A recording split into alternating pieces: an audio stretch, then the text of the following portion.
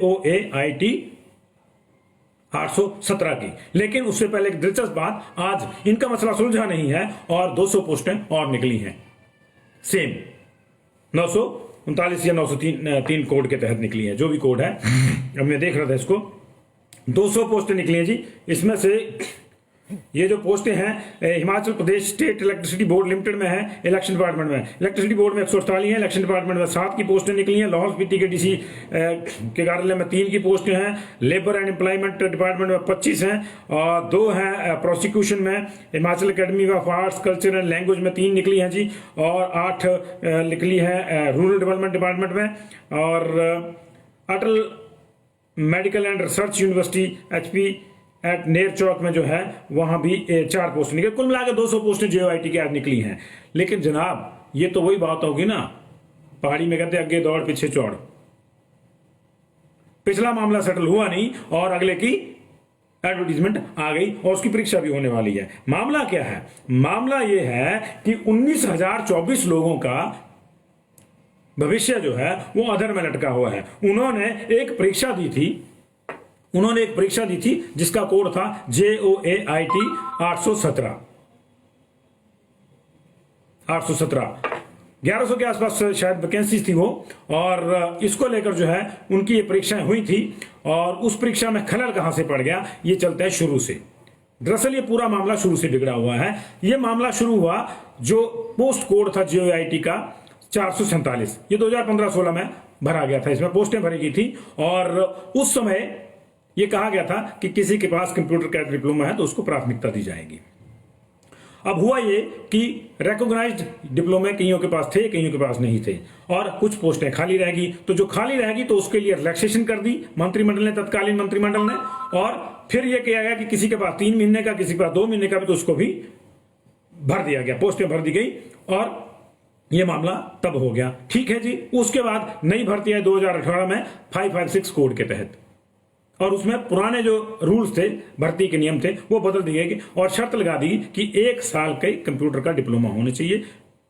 जब लोगों ने उसके लिए भरा और जब रिजल्ट आया तो कई लोगों को यह कहा गया कि आप पात्र नहीं है, क्योंकि आपका जो डिप्लोमा है 1 साल का वो सरकारी मान्यता प्राप्त या सरकारी संस्थान का नहीं है। जबकि 447 में कहीं से भी कोई डिप्लोमा करके लाया था, बस एक सर्टिफिकेट कीजिए मैंने कंप्यूटर का डिप्लोमा किया है, बाकी तो टाइपिंग का टेस्ट होता ही है, तो उनको रख लिया गया था। तो वो लोग इस बात से नाराज थे कि हमको उसमें रिलैक्सेशन दी जाए, क्योंकि हमसे पिछलों को जो रखा है आपने 447 वालों को, उनका कोई इस तरह की बाइंडिंग नहीं थी कि आपको जो है गवर्नमेंट इंस्टीट्यूट से ही डिप्लोमा लाना है। लेकिन वहां पे एक दूसरी पार्टी भी खड़ी होगी।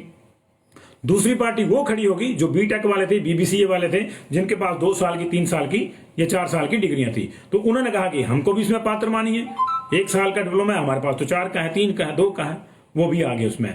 और इस तरह से मामला वहां बिगड़ गया। पोस्टें आधी खाली रह गई, भरी नहीं गई, और जो बीटेक BBCA वाले थे वो सुप्रीम कोर्ट में चले गए कि हमको जो है एंटरटेन नहीं किया गया, और उनका केस वहां पे चल पड़ा। और जो दूसरे बच गई थी पार्टी, वो इस मामले में चली गई कि 447 के तहत हमसे जो है 447 की तर्ज पे हमको नहीं रखा जा रहा, और हमसे जो ये कहा जा रहा है कि 1 साल का जो डिप्लोमा चाहिए ये कंप्यूटर के लिए, वो सरकारी संस्थान का या सरकारी मान्यता प्राप्त संस्थान का ही होना चाहिए। तो ये मामला वहां पे चल पड़ा। इसी तरह ये चल रहा था मामला कि अब बीच में क्या हुआ कि पर्सनल डिपार्टमेंट ने कहा कि जो 500 पोस्टें उसमें 556 वाले कोड में रह गई थी खाली, उनको खत्म कर दिया जाता है। और फिर उसके बाद जब ये 817 का मामला आया तो उसमें आप यूं कह लीजिए कि पुरानी वाली को मिला दिया, ये कर लिया, तो 1100 पोस्टें जो हैं ये लगभग जो है 556 वाले में 1100 थी, आधी नहीं भरी जी। तो अभी जो है 817 के तहत जो है वो फिर इन नई पोस्टें जब निकली तो उसके लिए 2020 में लोगों ने परीक्षा दी। परीक्षा का रिजल्ट आया, रिजल्ट के ठीक 15 दिन के बाद टाइपिंग टेस्ट भी शुरू हो गए। आधे टाइपिंग टेस्ट शुरू हुए थे कि जो पिछले 556 वाले जो रिलैक्सेशन को लेकर हाई कोर्ट में गए थे, गवर्नमेंट के डिप्लोमे की रिलैक्सेशन को लेकर, उनकी मांग पर माननीय हाई कोर्ट ने स्टे दे दिया। अब हाई कोर्ट के फैसले पर तो हम कोई टिप्पणी नहीं कर सकते, लेकिन जब स्टे दे दिया तो हुआ क्या कि टाइपिंग टेस्ट जो है वो रुक गया। इसी बीच में जो सुप्रीम कोर्ट में पार्टी गई थी, बीटेक और दूसरी बड़ी डिग्रियों वाले, उनको वहां से राहत नहीं मिली, वो बाहर हो गए। उनको कहा गया कि आपकी जो है ओवर एलिजिबिलिटी है आपकी, आप उसके लिए एलिजिबल नहीं है इस पोस्ट के लिए। ये छोटे जो डिप्लोमे वाले हैं उनके लिए है। यही होता है ना, होना भी ये चाहिए। जेबीटी और बीएड का भी मामला यही है। जेबीटी वाले कह रहे हैं ठीक है हमारे लिए कोर्स तैयार था, तो जो हमारे लिए काट रहे हैं उसमें हम ही को रखो, काहे को बीएड वालों को रख रहे हैं, वो भी यही कह रहे हैं। तो उसमें भी मामला हो रहा है, उसकी भी चर्चा हम 2-3 दिन से कर रहे हैं, लेकिन आज जेओआईटी की चर्चा कर रहे हैं। तो ये जो है मामला इस तरह से स्टे हो गया। तो जेओआईटी वाले भी बेरोजगार जो थे उन्होंने भी जैसे तैसे वकील किया और वो भी अपना केस लड़ रहे हैं। और अब तक 40 हियरिंग हो चुकी हैं, 40 बार मामला लग चुका है, डे टू डे बेसिस पे हुआ बीच में। लेकिन हमें कुछ दोस्तों ने बताया, हम इसकी पुष्टि नहीं करते, लेकिन बताया कि कम से कम 4 या 5 बार ही इस मामले को सुना गया है। मतलब लगता है, मान लीजिए 25 नंबर पे लगा है तो 24 नंबर वाला मामला सुना जाएगा, फिर सीधे 26 में चलेगा, स्किप हो जाएगा। क्यों हो जाएगा ये समझ से बाहर है। क्यों हो जाएगा? क्या एडवोकेट जनरल और उनकी फौज जो है इस मामले में कोई ज्यादा इंटरेस्ट नहीं लेती? क्या ये मामला इसलिए किसका 40 हियरिंग के बाद भी अगर ये मामला नहीं सुलझ रहा है तो देखिए उसका नुकसान क्या रहा है। नुकसान ये हो रहा है कि 19,024 आदमी आपने टांग के रख दिए, उनको पता ही नहीं उनका क्या होना है क्या नहीं होना है। जिन लोगों के टाइपिंग टेस्ट हो गए 15 दिन के भीतर, बिलासपुर चंबा वालों का हो गया था शायद, तो जाहिर है कि अब होता क्या है कि जब आपका टेस्ट क्लियर होता है फिर आप टाइपिंग टूपिंग के मामले पे ध्यान देना शुरू करते हो। तो उनका तो हो गया एकदम से। 1:10 आपने बुलाए थे 1800 पोस्टों के लिए, 18,000 के 19,024 बुलाए थे, 1:10 का फार्मूला था।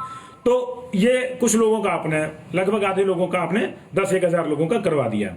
अब जो बाकी बच गए उनके पास टाइम ही टाइम है, वो प्रैक्टिस कर रहे हैं टाइपिंग की कि जब छूटेंगे तब हम करेंगे।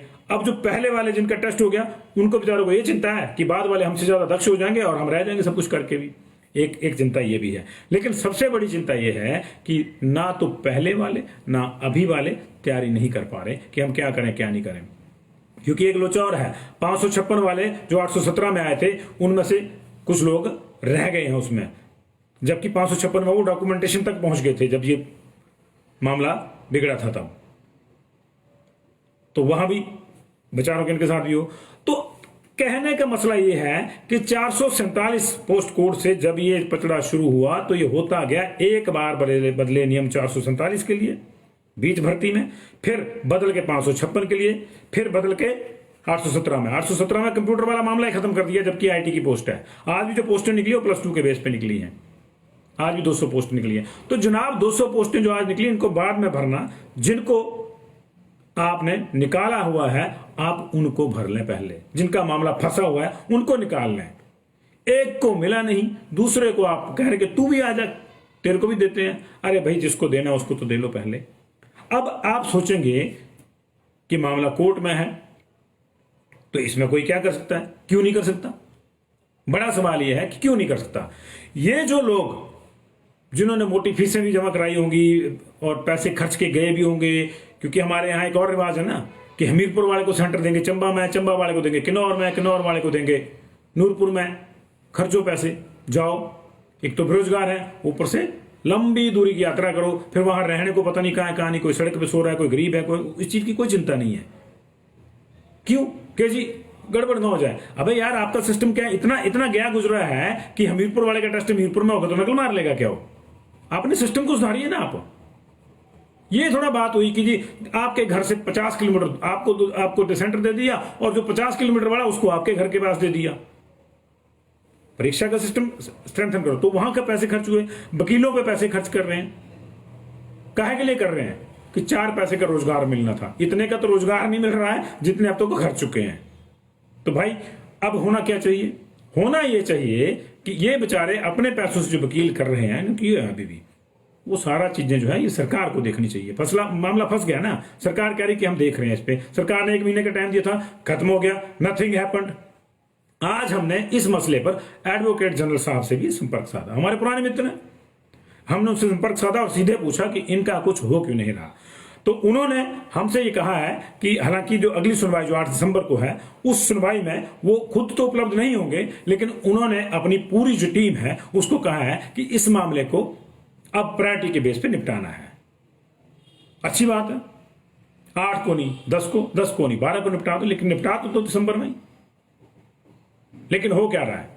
ये तो सरकार ने भी कहा था, मुख्यमंत्री ने कहा था कि 1 महीने के अंदर अंदर ये सारा मामला हम कोर्ट में इसको करवा लेंगे। चाहे इस तरफ वो कोर्ट ने करना है, फैसला माननीय अदालत ने करना है, उस पर क्या टीका टिप्पणी कर सकता है कोई अगर किसी को पसंद नहीं होगा तो रिव्यू पिटिशन में जाएगा, सुप्रीम कोर्ट में जाएगा। लेकिन पहले कुछ तो फैसला हो, इधर या उधर तो लगे, लोगों को पता तो लगे कि किधर जाना, क्या नहीं करना, क्या नहीं करना है, क्या करना है, क्या नहीं करना है। लेकिन ये पता तब लगेगा जब उस पर कोई एक फैसला आएगा। फैसला तब आएगा जब हमारी माननीय एडवोकेट जनरल साहब, जो मेरे मित्र हैं, मैं उनसे क्षमा चाहता हूं, वो और उनकी फौज जो पीछे है पूरी, जो सीनियर डिप्टी एडवोकेट जनरल है, फिर सीनियर डिप्टी एडवोकेट जनरल है, फिर नीचे एडिशनल एडवोकेट जनरल है, पता नहीं कितनी फौज है जी, बड़ी लंबी फौज है हर डिपार्टमेंट के केस लड़ने के लिए। खड़े तो ऐसे होते हैं अदालत पूरी उनसे भर जाती है जी, माफी चाहूंगा मैं उन सबसे। लेकिन मामला वही बात आ गई नहीं कि सुनवाई नहीं होनी कागजों में हो गई, लेकिन वहां केस ही नहीं सुना कि इस मामले को आगे अगली बारी में तरीकें पड़ रही, तारीख पे तारीख 40 हियरिंग सर, छोटे से स्पैन में 40 हियरिंग हो चुकी है इस केस की। ये कुछ जमीन जायदाद का केस है कि मुद्दतों चलेगा और वो बैठे रहेंगे नौकरी के लिए। कुछ तो स्टैंड सरकार को लेना पड़ेगा। क्लैरिटी बड़ी जरूरी है इस पूरे मामले में। बहुत ज्यादा हताश है 19,000 लोग। हमने सुना है कि, हमने क्या सुना है, ये सामान्य चीज है कि सरकारें जो है वोट बैंक को ध्यान में रखकर ही काम करती हैं। तो भैया 19,000